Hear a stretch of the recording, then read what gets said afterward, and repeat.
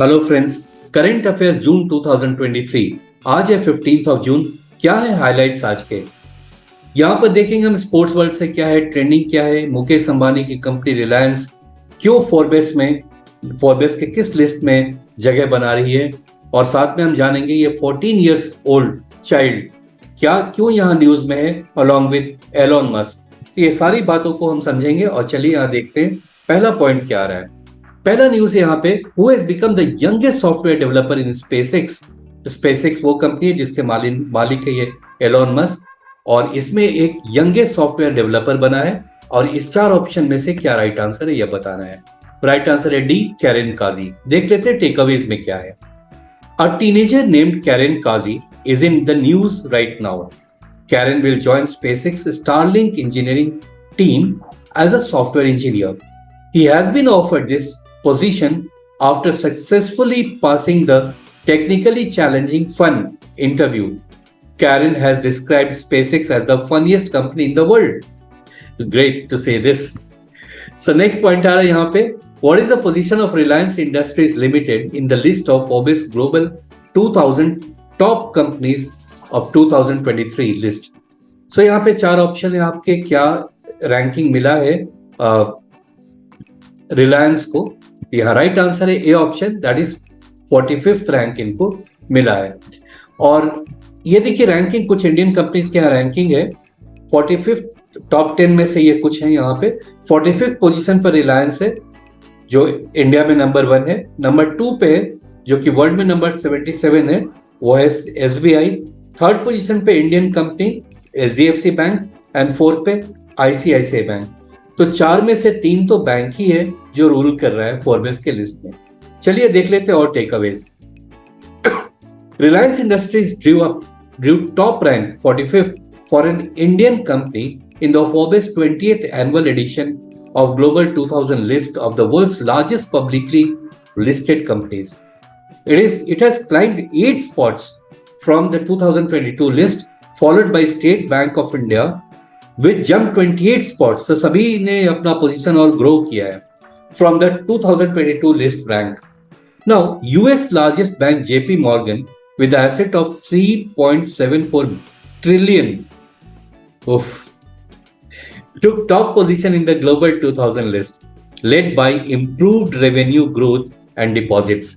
The ranking of all companies was based on 4 metrics: sales, profits, assets and market value. तो इन चारों front पे के according ये list बनाई गई है। दुनिया में नंबर 1 हुआ है जेपी मॉर्गन बैंक, और इंडिया में भी टॉप 4 में से 3 बैंक ही हैं। टॉप पोजीशन पे रिलायंस का है among Indian companies.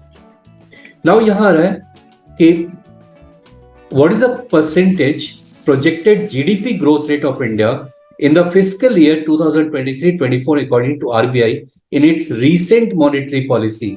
Recent monetary policy के अकॉर्डिंग इंडिया का GDP कितना होगा, और ये आ रहा है C option, that is 6.5%। The RBI projected the GDP growth rate for India in the fiscal year 23-24 to be 6.5%.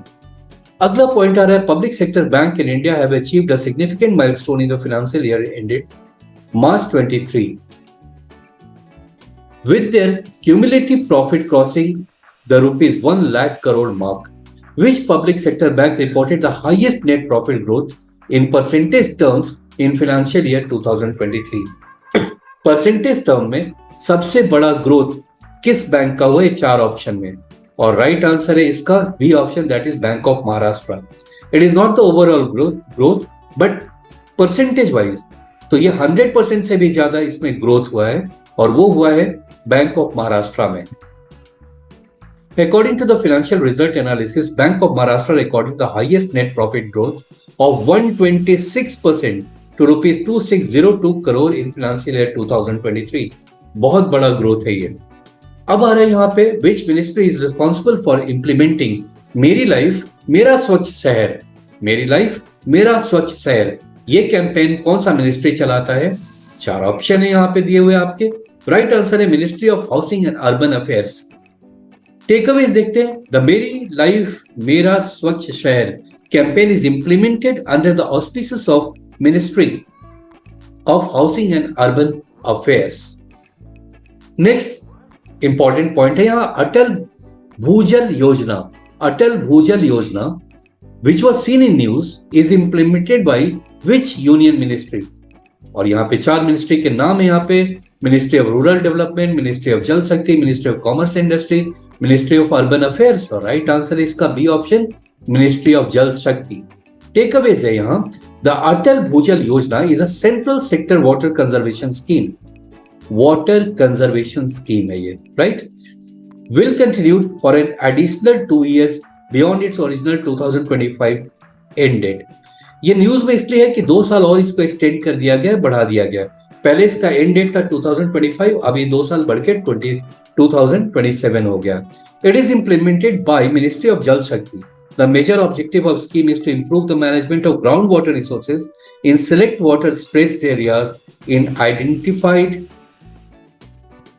States. कुछ स्टेट में पानी का जलस्तर बहुत नीचे चला गया, जैसे गुजरात, हरियाणा, कर्नाटका, मध्य प्रदेश, महाराष्ट्र, राजस्थान एंड यूपी। तो ये मिनिस्ट्री इसी बात का केयर करेगी कि कैसे वाटर कंजर्वेशन हो, कैसे यहाँ वाटर टेबल और ऊपर आए और लोगों को पानी का कोई मुसीबत ना हो। नेक्स्ट है, which of the following brand has retained the title India's most valuable brand according to the brand finance report 2023? यानी बताना है आपको इंडिया का मोस्ट वैल्यूएबल ब्रांड कौन सा है। वैसे तो यहाँ लिस्ट आप देख रहे हैं, नंबर 1 पे कौन है, 2, 3, 4 कौन है। यहाँ ऑप्शन में आपको दिया हुआ राइट आंसर है D, that is Tata group. देखिए नंबर 1, 2 में Infosys, 3 LIC, 4 Reliance, 5 5th position Airtel, 6 state bank, 7th HDFC, 8th Wipro, 9th Mahindra और 10th में है HCL, right. The brand finance report states that Tata group has retained its position. तो पहले भी last year भी यही टॉप पे था, फिर अभी इसका पोजीशन वही रहा टॉप पोजीशन पे, India's most valuable brand, which is a component of the PM Kusum scheme. Prime minister का कुसुम स्कीम है, इसमें इन 4 ऑप्शन में से किस चीज से वो रिलेटेड है? Installation of solar street lighting, distribution of biogas plants to farmers, setting up of small solar power plants, promotion of wind energy projects. Right answer C option, that is setting up small solar power plants. छोटे छोटे solar power plants लगाए जाएंगे जिससे कि irrigation के लिए अब कोई पंप जो कि डीजल से नॉर्मली चलता था उसकी जरूरत नहीं होगी, अब सोलर एनर्जी से चलेगा। इससे डीजल की भी खपत कम होगी, हवा में जो कार्बन डाइऑक्साइड की मात्रा है उस पर भी रोक लगाने में ये काफी फायदा पहुंचाएगा। So component A of the PM Kusum scheme focuses on installation of small solar power plants by individual farmers, cooperative and other entities. Next point आ रहा है, which of the following regulatory body in India is responsible for enforcing Foreign Exchange Management Act? So FEMA को कौन enforce करता है इन चारों में? और right answer है B option, reserve bank of India.